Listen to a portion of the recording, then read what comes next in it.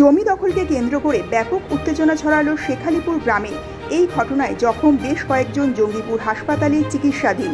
সূত্রের খবর, মুর্শিদাবাদ জেলার রঘুনাথগঞ্জ 2 নম্বর ব্লকের শেখালিপুর অঞ্চলের কাটাখালী এলাকায় একটি জায়গা অন্য ব্যক্তিকে বিক্রি করে দেওয়ার ফলে সেই দাগের অন্য ওয়ারিশ টাকা দাখিলে মামলা করে কোর্টে।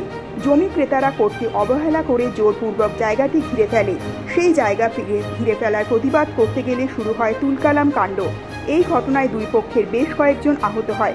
তাদেরকে উদ্ধার করে জঙ্গিপুর মহকুমা সুপার স্পেশালিটি হাসপাতালে ভর্তি করা হয়েছে।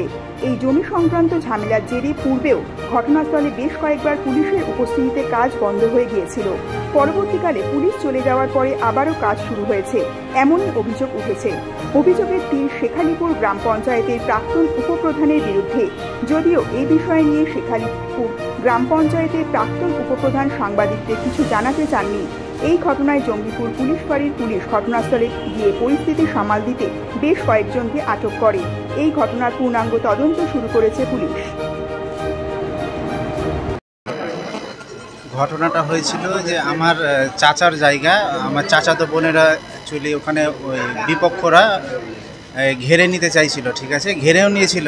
সেই জায়গায় ওরা বাধা দিতে গিয়ে ওদেরকে মারতে আসে। আমরা তখন বাঁচানোর জন্য যাই, দিয়ে তারপরে আমাদেরকে মানে এক কথা আমাকে মারে, আমার কাকাকেও মারে।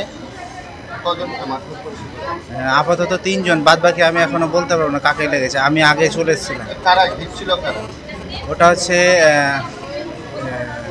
বাসির শেখ,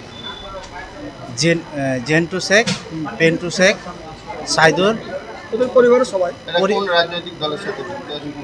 রাজনৈতিক দল ওরা তৃণমূল করে, তৃণমূল টিএমসির উপপ্রধান।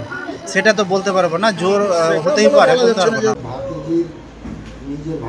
আচ্ছা, ওখানে জমিটা ঘিরেছিল, ভাতিজিগুলো মানে ওখানে মানে এই কাঠিগুলো ফেলে ফেলছিল। আচ্ছা, আমি তখন মসজিদে ঘুমিয়েছিলাম। আচ্ছা আচ্ছা, কি আমাকে বললো যে এরকম তোমার ভাতিজিরাকে মারছে। কারা মারছে? কারা মারছে? এই মাসিরের ছেলে। আচ্ছা, আমি একটা দুটো করে ওখানে দেখলাম। আমি তো আম চোখেদের দেখতে পাই না। আচ্ছা, আম চোখে আমি একবারই দেখতে পাই না। আমি একবার করে ঘুমের ঘরে আসছিলাম। ঘুমের ঘরে আসেই মানে কে যে বাম ধার থেকে মানে মেরেছে আমাকে, আমি কি বুঝতে পারি না। আপনি কি এরকম করে ঘুরিয়ে দেখলাম তা আক্তারের ছেলে। আচ্ছা, আক্তারের ছেলেটাকে দেখলাম, ওর হাতে লাঠি ছিল একটা, কিন্তু আমাকে মারবে আমি তুমি ভাবতে পারি না। মাথাতে কি সেলাই হয়েছে? মাথায় সেলাই এখনো যায়নি, কীভাবে জানি না, কিন্তু আমার হাতেই ব্যথা, আমার হাতেই খুব ব্যথা। জমি বিবাদকে নিয়ে ঝামেলা? হ্যাঁ, জমির ব্যাপার। আমার তাও আমার আর অন্য কেউ আসেনি, আমার ভাতিজিটা, এই ভাতিজিটাই জমি কিনেছে। আচ্ছা, ভাইয়ের কাছ থেকে লিখে নিয়েছে।